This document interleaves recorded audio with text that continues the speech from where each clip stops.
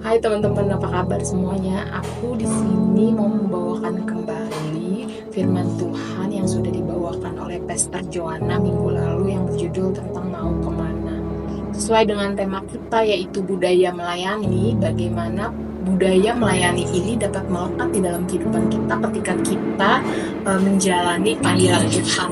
Kita mau belajar dari seorang Samuel, teman-teman. Kita mau buka kitab kita di 1 Samuel 3 ayat 1-10, bagaimana seorang Samuel dapat meresponi panggilan Tuhan pada saat itu.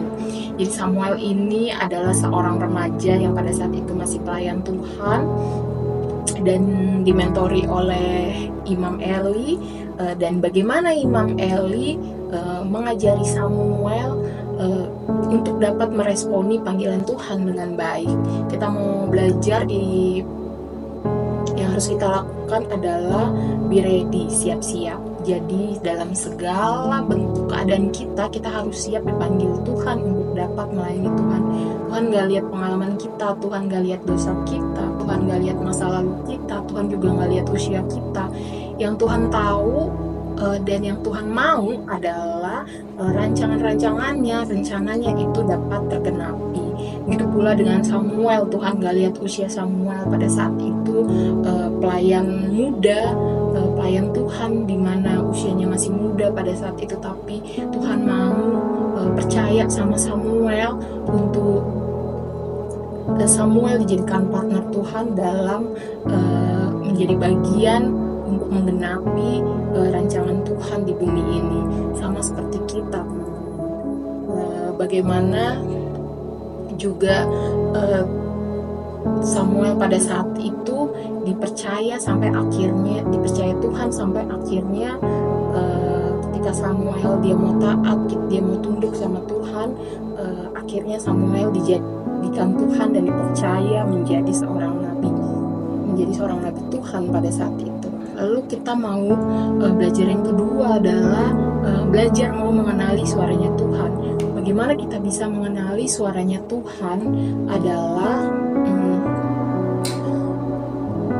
mungkin kita bisa kenal suara Tuhan melalui baca Alkitab, berdoa, dan juga mungkin shocking time di rumah teman masing-masing atau di kamar teman-teman masing-masing. Aku pernah dengar di salah satu media sosial, jadi kalau kita mau baca Alkitab, kita harus baca Alkitab itu biasakan dengan bersuara. Jadi telinga kita mendengar, pikiran dan hati kita pun akhirnya setiap hari kita baca dengan bersuara, pikiran dan hati kita pun nanti pada akhirnya akan setuju dengan firman Tuhan. Jadi ketika kita menghadapi masalah,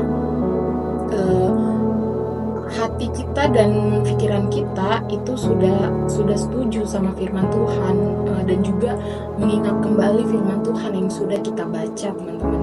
Dan salah satu cara untuk mengenali suara Tuhan juga adalah kita punya spending time sama Tuhan. Bagaimana kita bisa kenal suara seseorang kalau kita tidak pernah spending time sama orang tersebut, atau bagaimana kita kenal suara orang kalau kita nggak kasih waktu kita buat orang tersebut.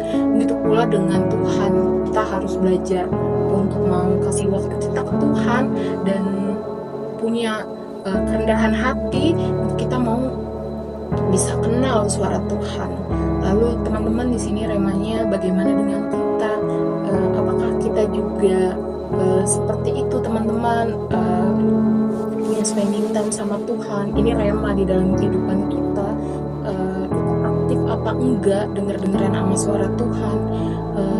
Cara kita untuk kenal suara Tuhan itu seperti apa dan bagaimana, itu harus bisa menjadi rema dan pertanyaan di dalam kehidupan kita. Lalu bagaimana seorang Samuel dibantu sama Eli pada saat itu untuk dapat meresponi panggilan Tuhan. Ketika Samuel dipanggil Tuhan sebanyak 2 kali, Samuel mengira itu adalah Eli yang memanggilnya, tapi ketiga kalinya Eli pun tersadar bahwa ternyata yang panggil Samuel itu Tuhan. Jadi Eli meminta kepada Samuel untuk bisa meresponi panggilan Tuhan dan meminta kepada Tuhan ketika ketika Tuhan panggil Samuel di dalam mimpinya, Samuel harus bilang sama Tuhan, ini aku Tuhan, berbicaralah. Kita perlu mentor teman-teman, untuk dapat meyakinkan diri kita apakah di dalam setiap kehidupan kita ini kita memiliki panggilan Tuhan, maksud aku suara Tuhan, untuk dapat mengenal suara Tuhan lebih jauh lagi, lebih dalam lagi. Kita perlu mentor, kita perlu komunitas yang benar supaya kita bisa mengenali suara Tuhan di dalam kehidupan kita. Karena berbagai macam suara di dunia ini begitu banyak dan itu bisa menipu. Jadi kita sangat membutuhkan mentor, teman-teman. Salah satunya mungkin bapak rohani kita atau teman kita yang punya kerohanian yang cukup bagus, teman-teman. Lalu kita bisa lihat di yang ketiga adalah berserah dan obey, taat dan juga berserah. Ketika kita udah kenal suara Tuhan, teman-teman, kita juga harus punya hati untuk mau surrender dan obey, berserah sama Tuhan dan taat sama Tuhan. Ketika kita udah kenal suara Tuhan, lalu Tuhan mau berbicara kepada kita, kita harus mau punya hati penuh dengan penyerahan diri, sama seperti yang Samuel lakukan. Dan ketika Tuhan udah mau berbicara kepada kita, kita juga harus punya hati yang taat. Apa yang Tuhan mau, apa yang Tuhan mau lakukan di dalam kehidupan kita, atau apa yang harus kita lakukan, biar itu sesuai dengan apa yang Tuhan inginkan, yang Tuhan harapkan, sehingga apapun yang kita lakukan di dalam dunia ini, melayani sesama, itu sesuai dengan apa yang sudah Tuhan perintahkan di dalam kehidupan kita melalui suaranya. Seperti itu, teman-teman, dan itu bisa menjadi rema juga di dalam kehidupan kita. Apakah kita siap mau denger-dengeran sama suara Tuhan, sama seperti dengan sikap hati Samuel tadi, yaitu adalah siap-siap, be ready. Lalu yang kedua adalah kenali suaranya, dan yang ketiga yaitu berserah dan taat sama Tuhan.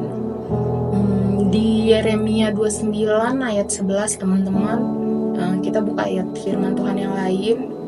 Tuhan itu tahu rancangannya di dalam kehidupan kita. Ketika kita mau taat sama Tuhan dan mau surrender sama Tuhan, kita mau dengar-dengaran sama suaranya Tuhan, apa yang Tuhan perintahkan di dalam kehidupan kita, kita harus punya kerendahan hati untuk melakukannya dan juga bertanggung jawab untuk melakukannya. Tetapi pasti akan ada yang namanya konsekuensi yang harus konsekuensi untuk ikuti suara Tuhan.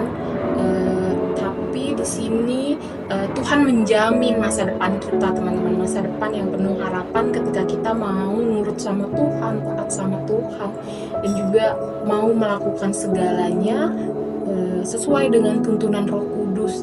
Kita minta Roh Kudus pimpin, teman-teman, untuk bisa yang kita lakukan sesuai dengan suara Tuhan.